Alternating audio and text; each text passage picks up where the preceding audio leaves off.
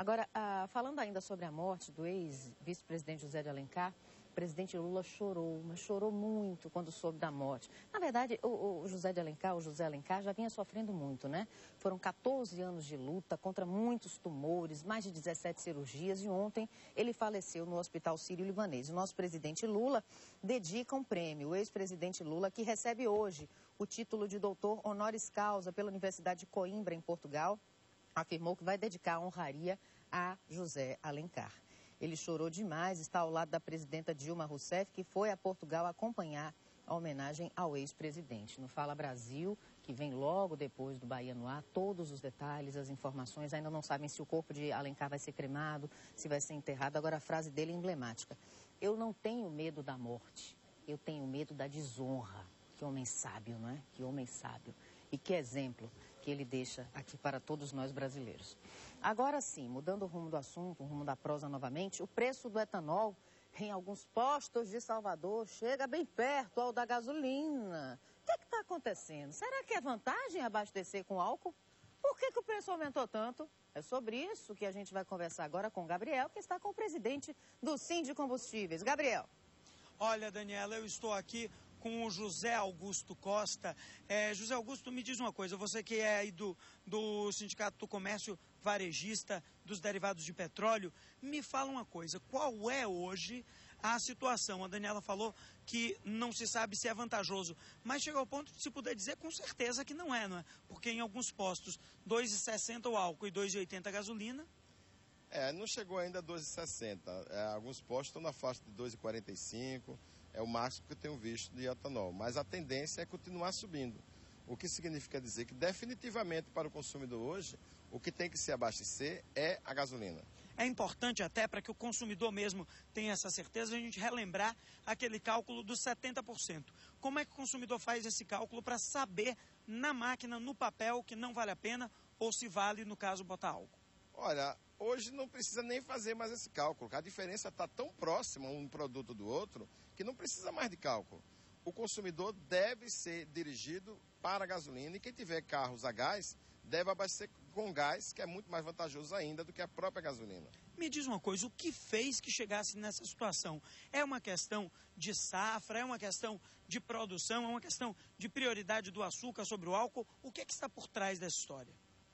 A prioridade do açúcar sobre o álcool é uma realidade, porque é muito mais vantajoso para o produtor fazer açúcar do que álcool.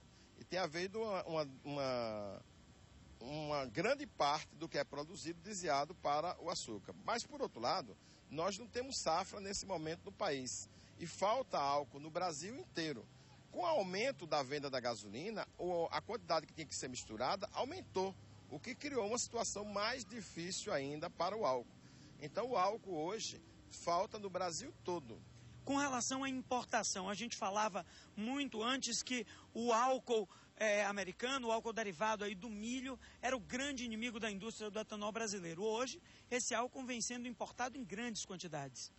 Hoje, tanto a Petrobras como a Shell, que tem um subsidiário nos Estados Unidos, estão importando álcool decorrente de milho. E isso é uma tentativa desesperada de conter um equilíbrio dentro do cenário nacional. Hoje, qual seria para o consumidor aí uma alternativa? A indústria automobilística investiu muito em carros flex e hoje o consumidor se vê aí nessa encruzilhada. Qual é uma alternativa para ele? O gás, por exemplo, é uma opção? O gás é uma opção, mas eu acho que a opção mais inteligente desse momento é aguardar o que virá. E o que virá nós só saberemos a partir do final do mês de abril, quando começar a safra de São Paulo a entrar no mercado. Me diz uma coisa, José Augusto, como especialista da área, o senhor consegue enxergar alguma solução a curto, a médio ou até mesmo a longo prazo aí, de visar alguma luz no fim desse túnel? Nós dependemos do que for plantado no Brasil, do que for produzido e colocado como etanol. Então não adianta a gente pensar em nenhuma solução mágica. É preciso que haja a plantação da cana-de-açúcar, a colheita da cana-de-açúcar, a moagem da cana-de-açúcar e, finalmente, que esta moagem se transforme em etanol para o consumidor brasileiro. Existe aí alguma política governamental nesse sentido? Porque já foi feita uma política muito grande de estímulo, o Brasil vendeu essa ideia do etanol, inclusive internacionalmente. Existe aí alguma política de resgate ou pelo menos de cobrança desses produtores de que de fato façam álcool e não cana, ou e não açúcar com a cana? Não existe uma definição desse tipo. O governo continua estimulando a exportação do álcool, mas eu acho que nesse momento o governo devia proibir a exportação do álcool e transformar toda essa produção para uso interno.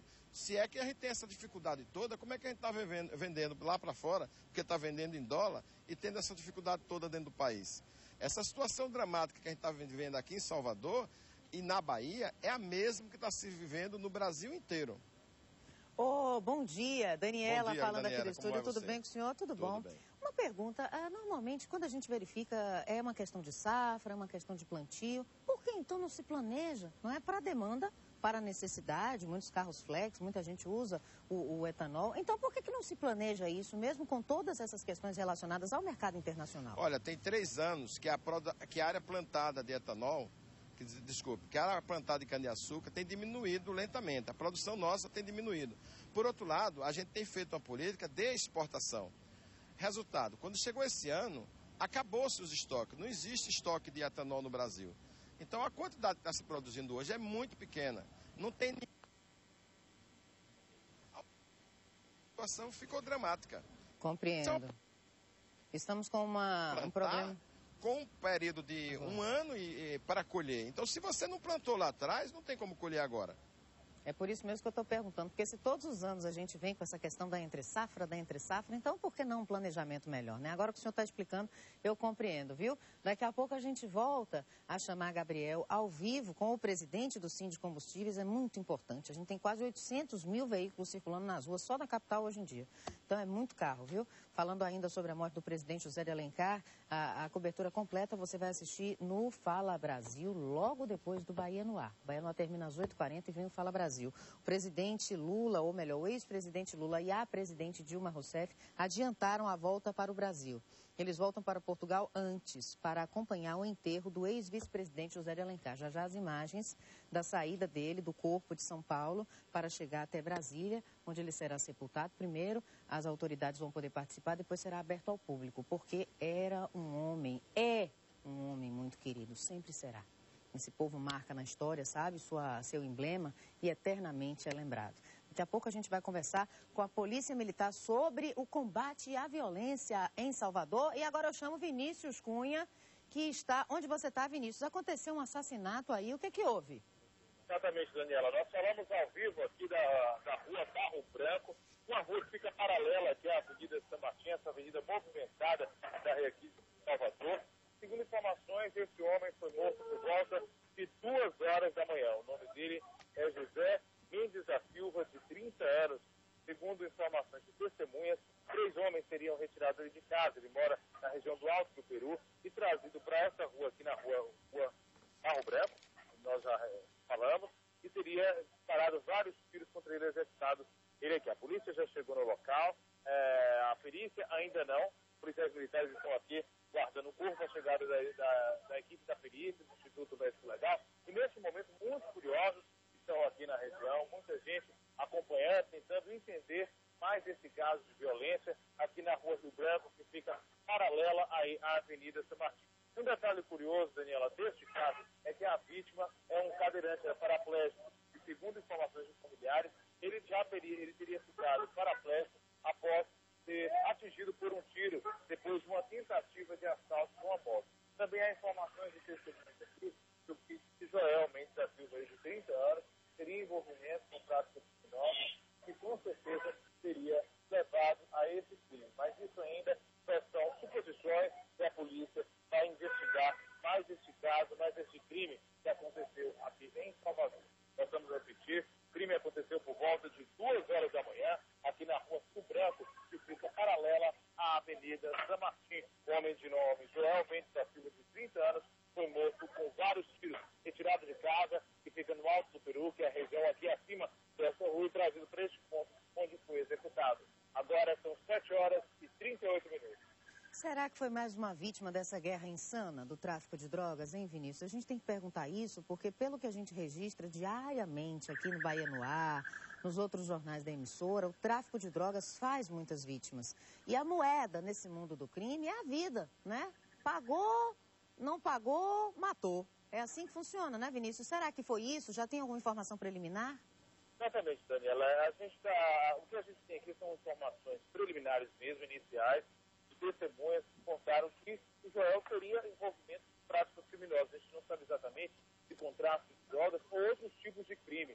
O que se sabe é que ele teria esse certo envolvimento, mas só quem vai realmente confirmar isso é a polícia através da investigação. Ele teria sido retirado de casa por 3 homens, trazido para este ponto aqui e executado. É um caso estranho, porque ninguém tira uma pessoa de casa para executar sem que tenha algum problema envolvido nisso. Mas só quem vai poder confirmar essa informação e dizer exatamente o que acontece é a polícia, que acabou de chegar aqui, a Polícia Civil, que está aqui nesse ponto para fazer a perícia, entender o que teria levado a esse crime brutal aqui na Avenida na rua Rio Branco, Barro Branco, aqui próximo à Avenida São Martinho. São 7h39. Essas são as imagens ao vivo do corpo que está lá. Foi uma execução pelas características do crime que Vinícius Cunha mostra para você através do nosso link móvel. Nossas condolências, sabe, a familiares. Parece que essa daí é alguma pessoa conhecida, tá vendo? Você está assistindo ao vivo, ela chegando. Oh, meu Deus, que Deus dê o conforto necessário, porque nesses momentos difíceis, aliás, daqui a pouquinho no Bahia no Ar, ao vivo ele já está aqui. Vamos conversar com o comandante da Polícia Militar da Bahia, Coronel Zeliomar Almeida. É por isso que a Polícia Baiana está chegando junto nessas áreas de tráfico de drogas, como Calabar, Nordeste de Amaralina, porque o tráfico é que resulta nisso aí. Como o Vinícius falou, as pessoas não querem se identificar porque todo mundo tem medo. Agora, 3 homens entram na casa, retiram o indivíduo de lá de dentro e dão vários tiros, parece mesmo crime de execução. São características apontadas pelos agentes policiais e que normalmente envolvem dívida de tráfico, briga, rivalidade dentro do crime, seja por quaisquer outros motivos, e o resultado é esse aí. Morte, comoção geral, dor dos familiares, medo da população. Por isso também a polícia, repito, está trabalhando forte a Polícia Baiana, unidos, Polícia Civil, Polícia Militar, em operações como as que a gente mostrou essas semanas aí, ontem também, semana passada, Nordeste de Amaralina, Calabar. Já a gente vai falar sobre esse combate à violência em Salvador com o Coronel Zeliomar Almeida. Ele já está aqui no estúdio aguardando e assistindo, viu, Vinícius, ao vivo, esse flagrante que você está mostrando aqui no maior jornal da Bahia. Diga aí. Pois é, Daniel. A Polícia Técnica já chegou aqui ao local. Eles estão fazendo a perícia aqui do corpo para entender o que teria provocado esse crime. A gente tem aqui todo o cuidado para não mostrar também os policiais por questão de segurança, mostrar aí também o corpo. Mas é uma cena triste, né? Na rua aqui do Barro Branco, próximo à Avenida São Martinho. Familiares já estiveram aqui, tiveram uma conversa preliminar com os policiais e informaram, segundo a polícia, que Joel teria envolvimento, a vítima, Joel Mendes da Silva, de 30 anos, teria envolvimento com práticas criminosas.